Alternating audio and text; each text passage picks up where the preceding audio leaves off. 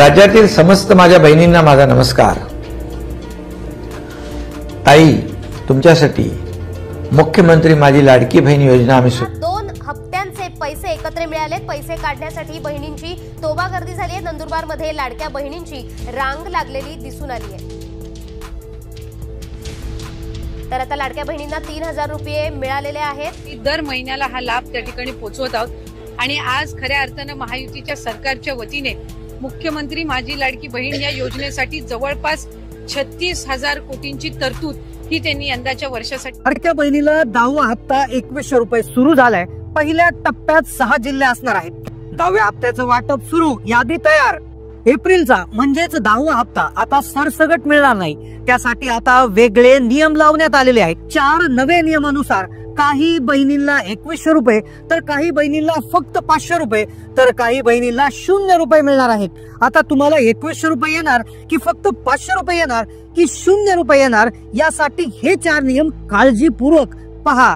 पण लाडकी बहीण योजनेच्या वर्धापन दिनानिमित्त 5 गिफ्ट मिळणार आहेत। आता तुम्हाला हे गिफ्ट मिळणार, लक्षात घ्या काही महत्त्वाचे अपडेट आलेले आहेत। आता पहिलं गिफ्ट असणार आहे पहा, लाडक्या बहिणींना 2490 रुपये 3 गॅस सिलेंडरचे पैसे लाडक्या बहिणींना आता मिळणार आहे। एकदम 3 गॅस सिलेंडरचे पैसे देवाभाऊ म्हणाले आहेत।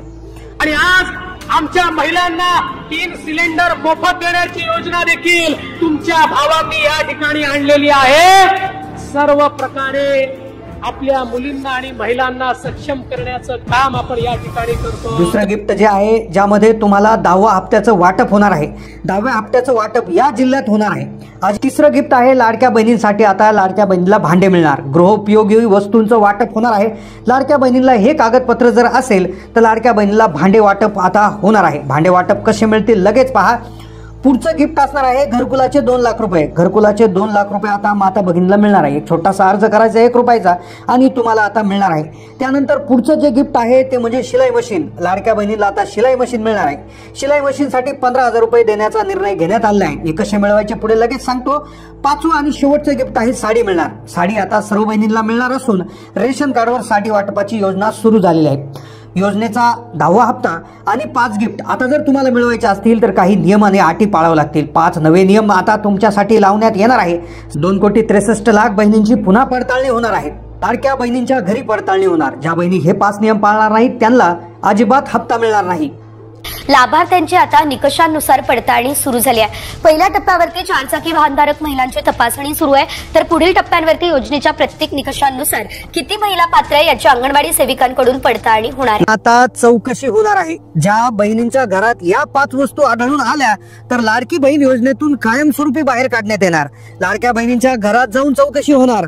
ज्या बहिणींच्या घरात या 5 वस्तू आहेत तर त्यांना अंगणवाडी सेविकांना हे काम दिलंय। अंगणवाडी सेविकांच्या माध्यमातून या 5 वस्तू जर तुमच्या घरात आढळून आल्या, त्यांना ते माहिती पडलं, तुमच्या घरात या 5 पैकी एकही वस्तू असेल तर ताबडतोब ऑनलाईन पद्धतीनं तुम्हाला या योजनेतून बाहेर काढण्यात येणार। काय म्हणाले साहेब? चांगल्या भावनेने मुख्यमंत्री लाडकी योजना आणलेली होती। आम्ही नियमावली ठरवलेली होती। चुकीच्या गोष्टी थोड्या बहुत घडतात, पण त्या लक्षात आल्यानंतर दुरुस्त पण करायची असतात। ती आमची मानसिकता आहे। वेगवेगळ्या प्रकारच्या ज्या गोष्टी आम्ही ठरवलेल्या होत्या, मग एका घरामध्ये साधारण किती द्यायचं, त्यांचं उत्पन्न किती असलं पाहिजे वगैरे वगैरे, ह्या सगळ्याचे नियम हे धरले जातात। आता लाडक्या बहिणींच्या घरात या 5 वस्तूंचं चेकिंग सुरू झालेलं आहे। अंगणवाडी सेविकांना मोठी जबाबदारी दिली आहे। अंगणवाडी सेविकांना सर्व आदेश आणि अधिकार दिलेले आहेत। ही जबाबदारी दिली, आदेश वरून आलाय। महाराष्ट्र सरकारने लाडकी बहीण योजना सुरू केली आणि महिलांनी लवकरात लवकर अर्ज भरले, घाई गडबडीत अर्ज भरले, पण आता त्यांच्यासाठी जे नियम आहेत तर ते नियम लागू झाले आहेत आणि त्याची पडताळणी आता घरोघरी जाऊन होत आहे। तुमच्या घरात आता एक प्रकारचा सर्वे होतोय, घरात येऊन चौकशी होते। पूर्ण महाराष्ट्रातील 36 जिल्ह्यामध्ये सर्वे सुरू झालाय। या सर्वेच्या माध्यमातून या 5 पैकी एकही वस्तू तुमच्या घरात आढळून आली तर तुमची चौकशी होणार आणि तातडीने ऑनलाईन तुमचं नाव लाडकी बहीण योजनेतून रद्द केलं जाणार। कोणत्या त्या 5 वस्तू आहेत, या 5 पैकी एकही वस्तू तुमच्या घरात आढळून आली तर योजनेतून बाहेर काढणं जाणार आहे। पटापट आपण पाहून घेऊयात या 5 वस्तू कोणत्या आहेत, कशा पद्धतीने चौकशी होणार आणि या चौकशीमधून बाहेर निघण्यासाठी तुम्हाला काय करायचं आहे। सर्वात पहिली चौकशी होणार, पहिली वस्तू जी तुमच्या घरात असली जी म्हणजे 4 चाकी वाहन। आता 4 चाकी वाहन तर सगळ्या सगळ्यांना माहित आहे, पण पुढच्या 4 वस्तू खूप धक्कादायक आहे. अंगणवाडी सेविका पहिल्यांदा एक काम दिलंय की सर्वप्रथम तुमच्या घरामध्ये येऊन 4 चाकी वाहन आहे की नाही हे चेक करा. जर समजलं, जर त्यांच्या लक्षात आलं तर तात्काळ ऑनलाईन पद्धतीनं तुमचा फॉर्म रद्द केला जाणार आहे.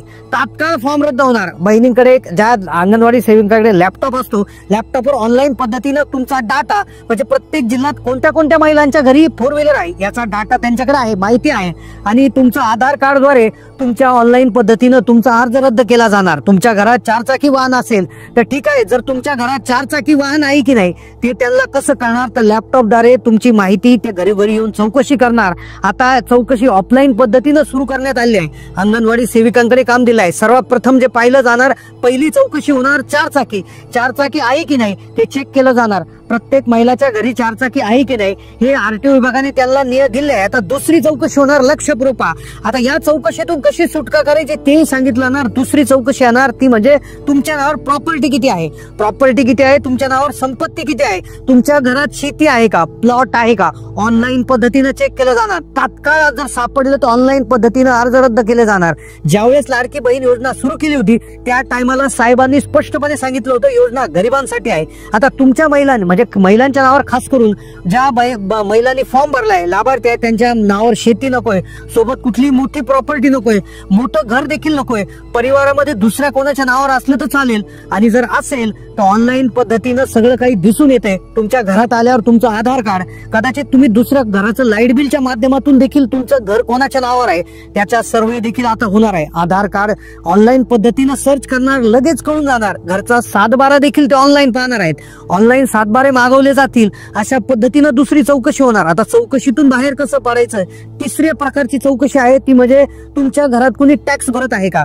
जेवढ्या महिलांनी लाभ घेतलाय त्या महिलांचा लाभ आता बंद होणार. जर एका कुटुंबात जर कुणी टॅक्स भरत असेल, बऱ्याचशा माता भगिनी अशा आहेत की स्वतः नोकरी करत आहे आणि नोकरी करत असताना त्या टॅक्स भरत आहे किंवा घरातला कुणी व्यक्ती टॅक्स भरत आहे.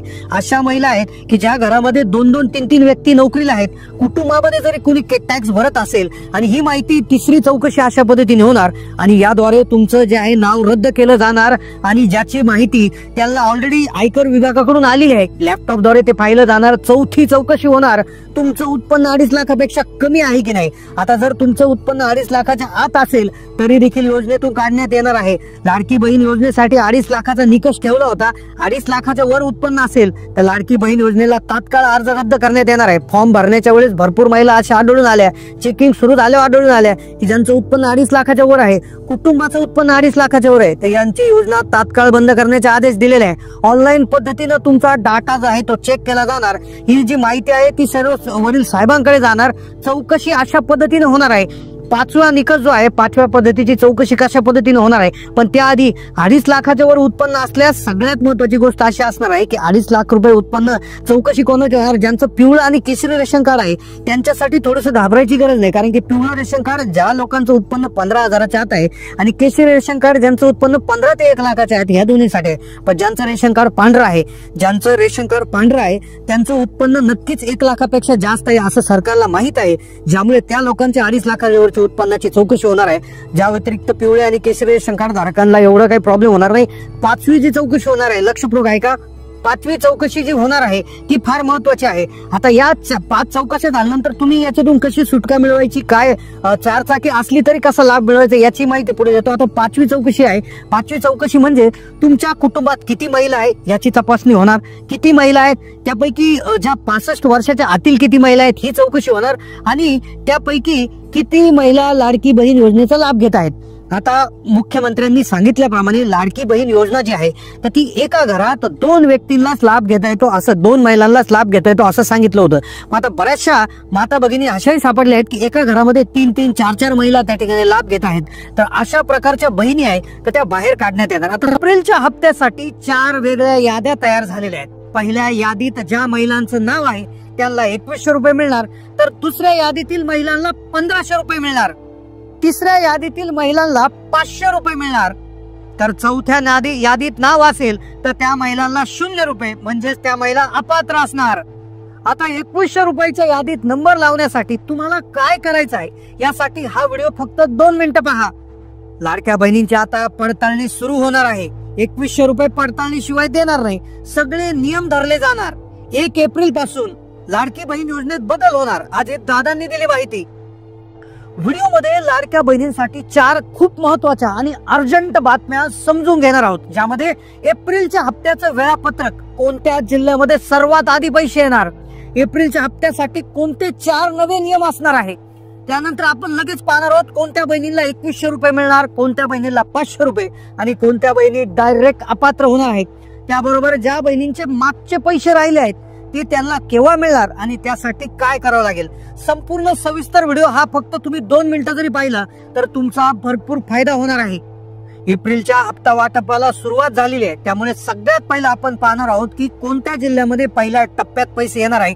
महाराष्ट्रात 36 जिल्हे असल्यामुळे सर्व जिल्ह्यात एका दिवसातच पैसे येणार नाही, त्यामुळे 6 विभागातून प्रत्येक एका जिल्ह्याची निवड करण्यात येणार आहे। आधी जिल्ह्याची यादी तुम्हाला सांगणार आहे आणि त्यानंतर कोणत्या 4 नव्या नियमानुसार लाडक्या बहिणींची याद्या ठरवल्या गेल्यात, कोणत्या बहिणीला 1500, कोणाला 2100, कोणाला 500, कोणाला 0 रुपये मिळतील आणि ज्या बहिणींना अजूनही 1 रुपयाही जमा झाला नाही त्यांचा नेमकं काय प्रॉब्लेम आहे, त्यांनी नेमकं काय चेक करायचं आहे, संपूर्ण सविस्तर माहिती घेणार आहोत। पहा व्हिडिओ तुम्हाला फक्त पुढचे 2 मिनिटं पाहायचं आहे। आता तुम्हाला सर्वांना ठाऊक आहे, आता जिल्ह्यांची नावे सगळ्यात आधी सांगितल्यातील या जिल्ह्यातल्या महिलांनी ऍक्टिव्ह होऊन जायचं आहे। या जिल्ह्यातल्या महिलांना आता कोणत्याही क्षणी मेसेज येणार, ते जिल्हे आहेत पहा 6 प्रशासकीय विभाग आहेत, ज्यामध्ये अमरावती विभाग, पुणे विभाग, नाशिक विभाग, नागपूर विभाग, कोकण विभाग आणि छत्रपती संभाजीनगर विभाग, 6 विभाग आहेत। तर 6 विभागातून एक जिल्ह्याची निवड करण्यात येत असते। आता यामध्ये असे जिल्हे घेतले आहेत की ज्यांची लोकसंख्या कमी आहे आणि असे जिल्हे घेतलेले आहेत की ज्यांना ज्या जिल्ह्यामध्ये 8वा आणि 9वा हप्ता भरपूर ठिकाणी प्राप्त झालेला नाही, त्यामुळे बहिणींना आता कदाचित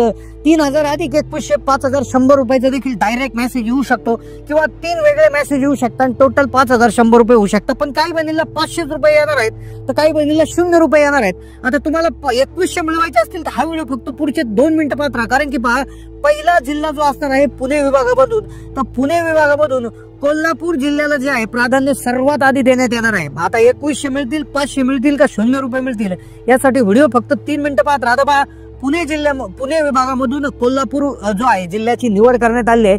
बाकीचे जे 4 जिल्हे आहेत त्यांना पैसे उद्या किंवा परवा त्या ठिकाणी मिळणार आहे। दुसरा विभाग जो आहे नाशिक विभाग, नाशिक विभागामध्ये जिल्हे जर बघितले तर नाशिक, धुळे, नंदुरबार, जळगाव आणि अहिल्यानगर। तर यामध्ये क्षेत्रफळाच्या दृष्टीने सर्वात मोठा जिल्हा अहिल्यानगर म्हणजे पूर्वीचा अहमदनगर, या जिल्ह्याला सगळ्यात आधी प्राधान्य देण्यात येणार। या जिल्ह्यामध्ये एप्रिलचा हप्ता कोणत्याही क्षणी जमा होणार, आता 2100 जमा होणार, 500 जमा होणार, 1500 होणार का 0 होणार, याच्यासाठीचे 4 नियम पुढे सांगतो। पुढचा जो विभाग आहे पहा नागपूर विभाग, तुम्ही कोणत्या विभागातून कोणत्या जिल्ह्यातून व्हिडिओ पाहता कमेंट करा, कारण की तुम्हाला पैसे आता कमी जास्त जमा होणार आहेत। नागपूर विभागामध्ये 6 जिल्हे येतात, नागपूर, वर्धा, गडचिरोली, भंडारा, गोंदिया आणि चंद्रपूर।